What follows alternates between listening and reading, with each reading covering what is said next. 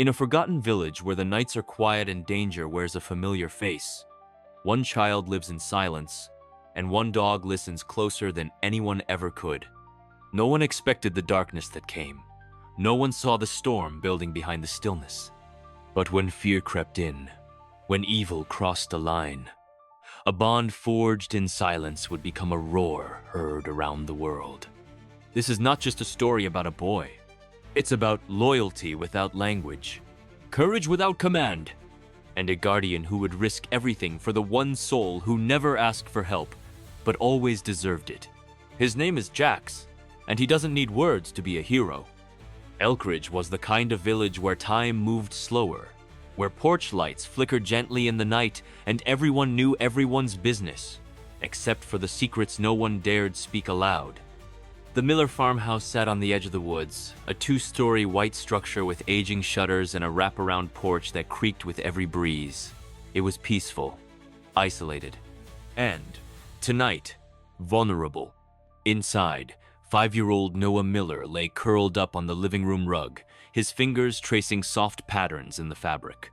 The television murmured softly, though he didn't watch it. His world was tactile. Shadows, vibrations, the rhythm of his breathing. He didn't speak much, not even to his parents. But he didn't need to, not with Jax around. Jax, the American shepherd, lay close by, eyes half shut but ears alert. He was a mountain of muscle and intelligence wrapped in fur, trained not just to guard but to understand. He could read Noah better than any human ever could. Tonight, the wind shifted strangely. Jax's nose twitched. Down the long, cracked road that led into Elkridge, a black SUV idled without headlights. 4 men sat inside, dressed in black, gloves on, tools at the ready. They weren't amateurs. They'd studied the layout. They knew the parents were out. Jason and Emily Miller had left an hour ago to check on a relative at the hospital. They thought they had at least 2 hours to get in and out. What they didn't know was that the house wasn't empty. And what they really didn't know was that Noah wasn't defenseless. The break-in began with silence. A gloved hand slipped the lock on the back door. Another man disabled the power at the outside fuse box. The house sank into darkness. Noah didn't flinch. He tilted his head instead, sensing something off. Not sound, not smell, but the subtle shift in the air. Jax growled low, like distant thunder. He moved beside Noah, nudging him gently with his nose. The boy's eyes met the dog's. No words were spoken, but something passed between them. A warning, a plan. Noah's fingers pressed against Jax's collar, his body stiff with understanding. The first man stepped inside through the kitchen, a crowbar in one hand and a small flashlight in the other. He moved fast, checking for alarms.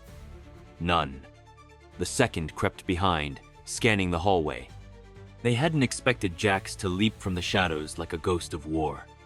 The first man hit the floor hard. Jax's teeth locked onto his wrist. The flashlight skittered across the linoleum. The second man drew a taser. He fired, but missed as Jax lunged away and vanished into the dark again, dragging Noah behind him. The attackers split up. From the hallway, one thief whispered into a walkie. "They've got a dog, big one, maybe a service dog." Another voice replied, "Doesn't matter, get the kid. The safe's supposed to be in the study. Don't leave without it." They were after something specific. In the attic, Jax guided Noah into a crawl space he had discovered months ago. A tight, hidden area behind the insulation, just big enough for a child and a dog. Noah sat quietly, his breathing shallow, watching Jax's eyes for cues. And then, beneath the floorboards, they heard footsteps. Closer, louder. Downstairs, the thieves tore through drawers and cabinets with growing frustration. The study yielded nothing. The safe, if it even existed, wasn't where it was supposed to be. One of them, Daryl, paused at a framed photo on the shelf Noah's grandfather, Thomas Miller, a retired military man who had passed 6 months ago. Rumor around town said Thomas had buried something of value. something encrypted and classified from his days working with private defense firms. Some believed it was just folklore. These men weren't gambling on legends. They knew. Meanwhile, in the attic, Noah shifted suddenly. He pointed to the vent behind them and tapped 3 times on the wood. Jax watched, ears forward. Noah then raised his hand and made a spiraling motion with his finger. Jax knew what he meant. Months ago, Thomas had taught Noah a game. A series of gestures tied to codes and hiding places. No one else had understood the point. But Thomas had told the dog, "If anything happens, he'll show you. Trust him." Jax nudged at the vent until it popped open, revealing a small cloth-wrapped item behind the panel. Inside was an old metal key and a folded yellowed map. Jax licked Noah's face once, then pulled the boy onto his back and slipped down the attic stairwell with uncanny stealth. But below, Daryl had heard something. He turned just in time to see a flash of fur vanish down the opposite hallway. "He's moving," Daryl growled. "They've got something. Move in pairs." The hunt was on. Jax led Noah to the barn. The thieves pursued them through the dark, sprawling property, using walkie-talkies and thermal scopes. But Jax knew the land better, and he had more than teeth. He had instincts and preparation. He had once seen Noah's grandfather set up old military-style booby traps in the barn for fun. Tonight, they were no longer for fun. As the men entered the barn, a tripwire released a cascade of heavy hay bales, knocking one of them unconscious. Another slipped and fell into a pit lined with sharp tools. Chaos erupted. Jack circled back and led Noah into the storm shelter, an underground space with reinforced walls. Inside was an old weapons locker and a dusty monitor that still flickered with grainy footage from hidden cameras around the property. Noah pointed at the screen. He had seen something. In the footage, one of the thieves wasn't wearing a mask. Noah stiffened. He recognized him. Mr. Carter, a neighbor, a friend of the family. He had been the one who helped Thomas build the storm shelter. He knew where everything was. Suddenly, a voice boomed outside the shelter. "Noah, it's me, Mr. Carter. Don't be scared, buddy. Come out now, and I promise nothing bad will happen. I just need what your grandfather left behind." Jax growled. Noah looked at the map again, then at the key, and then, slowly, he stood, walked to the door, and opened it. Mr. Carter's eyes widened as the boy stepped out with Jax by his side, the metal key held tightly in his palm. "That's it," he whispered. "Good boy, Noah. Bring it here." But Noah didn't move. Instead, he looked at Jax and tapped his chest 3 times. Jax exploded forward. The shepherd launched into Carter, knocking the man off his feet. The struggle was brutal. Jax tore into his shoulder while Carter fought back with a hunting knife, slicing deep into the dog's side. Noah screamed, his first sound in weeks. The sound froze the remaining thieves. That's when the sirens roared. Jason and Emily Miller had returned to a dark house and broken door. They'd called the sheriff immediately. Now, police cars tore down the dirt road, lights blazing. Carter tried to run, clutching the key, but Noah tackled him from behind, grabbing the key back. It was a wild, untrained move, but it worked. Carter stumbled, and Jax was on him again. By the time the officers arrived, it was over. Jax lay bloodied but alive, curled protectively around Noah. The boy refused to leave his side. Later, they would discover the truth. The key unlocked a safety deposit box in the village bank, containing military-grade blueprints and data, something Thomas had stolen to protect from corrupt government contractors. Carter had tried to sell it. Noah had saved it. But none of it would have happened without Jax. In the hospital days later, Noah sat beside Jax's bed, his small hand resting on the shepherd's head. When his mother entered, she froze at the sound. Noah was whispering, "Just one word, hero." The hospital room was dim and quiet, lit only by the warm amber glow of a nightlight in the corner. Jax lay on a padded table, hooked up to IVs and stitched along his side. The veterinary team said it was a miracle he survived the blood loss, but he was alive. Noah hadn't left his side. The boy hadn't said another word since the whisper of hero. He communicated again the only way he knew how, through touch, gestures, and glances. Every time someone stepped too close to Jax, Noah would raise his hand, fingers fanned out. A stop sign in his language. The staff listened, but while the world saw a peaceful hospital stay, chaos brewed outside. The sheriff's investigation uncovered something shocking. Carter wasn't working alone. In fact, he wasn't even the one in charge. The blueprints recovered from the safety deposit box were tied to a weapons contract long buried by a private defense company. And that company had a presence in Elkridge. Not a factory. Not an office. A cover. Sheriff Delane stood in his office, piecing it together. Thomas Miller hadn't just stolen plans. He had protected a whistleblower years ago. Someone who disappeared after giving him the key. Now, someone wanted it all back. And they had just discovered that a 5-year-old autistic boy had outsmarted trained criminals. This wasn't over. Not even close. Back at the farmhouse, Jason and Emily Miller tried to pick up the pieces. Security was tightened. Locks replaced. But the sense of safety was shattered. Jason installed motion cameras around the entire property and hired a private investigator. That investigator disappeared within 48 hours. The sheriff called it a coincidence. Jason didn't believe it. Meanwhile, Noah had returned home with Jax, who was recovering slowly. Despite the stitches and the pain, the dog never left Noah's side. Wherever the boy went, Jax limped behind him, watchful, breathing slower, but eyes still sharp as blades. One morning, while playing in the barn, Noah froze. He turned suddenly and pointed at the hayloft above. No sound, no movement, just that instinct. Jax growled low. Jason climbed the ladder. Nothing.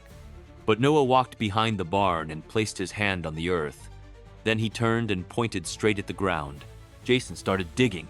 2 feet down, they found a buried duffel bag filled with surveillance photos of their house, their family, even Noah's school. Whoever had broken in wasn't just after the safe. They had been watching them for months. Suddenly, the barn's back door creaked open. No one had touched it. Jax lunged forward, barking ferociously. Jason grabbed Noah and ducked behind the tractor. A figure slipped away into the woods, black clothes blending into the trees. Someone had been listening, and they had just discovered that Noah could remember more than anyone thought. Noah stopped sleeping. He stayed up most nights with his ear to the floor, listening, drawing strange symbols in his notebook. Jack stayed beside him, more protective than ever. But something in Noah was changing. He began repeating actions Thomas had once done, checking door locks every hour, tapping the windows in patterns, hiding small objects under floorboards. Emily feared he was breaking down, but Jason began to see something else. Noah wasn't regressing. He was preparing. One afternoon, while cleaning the old study, Jason found a hidden compartment behind the bookshelf. Inside, a USB drive. On it, video logs. Thomas Miller speaking to the camera. "I couldn't risk uploading this. If they found out I had it, Noah would be next. He's the only one I trust.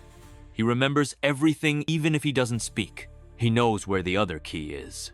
Jason froze. "What other key?" The video glitched. Then came audio of a child's voice. Not Noah's, a girl's. "My name is Mara. I'm scared. Mr. Miller said I'd be safe here." The footage cut off. Jason's heart pounded. Another child? But Thomas never mentioned a girl. The sheriff denied knowing anything about it. Emily searched old medical records, school records, nothing. Until Noah handed her one of his crayon drawings. 2 children, a boy and a girl, both holding hands, and Jack standing between them. The same night, a storm swept across Elkridge. Lightning split the sky, and trees bent in the wind. The farmhouse power flickered and died again, just like the night of the break-in. Only this time, it wasn't a fuse box. It was sabotage. Jax growled before the first window shattered. Jason grabbed his shotgun. Emily pulled Noah into the panic room they'd had built since the attack, but Jax didn't follow. He bolted outside into the storm. A van had pulled up by the woods. Armed men were rushing toward the house, but Jax wasn't going for them. He was going for the trunk. Inside it, muffled and bound, was a child. A girl, Mara. Jax tore open the trunk with his teeth, even as a man struck him across the back with a crowbar. Jax didn't flinch. He stood over the girl and bared his teeth until the attackers retreated. Jason reached the scene moments later, firing into the air. Sirens in the distance. The men vanished. Mara trembled as Jax nudged her with his head. When Noah stepped out of the shadows, the girl gasped. She remembered him. Years ago, before she disappeared, Mara had stayed with Thomas and Noah while her mother testified against a defense contractor. Then she vanished. She had been taken. Now she was back. But her captors would return. In the following days, everything unraveled. Mara told what she remembered in pieces. They moved me, different houses, people in uniforms. She pointed to a company logo once seen on Carter's toolbox. A private firm called Orion Black. Jason brought the evidence to the sheriff, but Delane had been replaced. A federal agency had taken over the investigation, and they wanted Noah and Mara. Protective custody, they said. But something about them felt wrong. That night, Noah watched the agents from behind the curtain. His hands moved in small motions, signaling something to Jax. Then he crawled under the kitchen table and tapped 3 times. Jax responded with a low bark. It was the code. They were running. By dawn, the farmhouse was empty. Jason had helped them escape through old storm tunnels leading to a neighboring property. Mara, Noah, and Jax vanished into the forest. The world would believe they were abducted again. But the truth? They were hiding for a greater purpose. Somewhere out there was a second key. A data drive that could expose everything.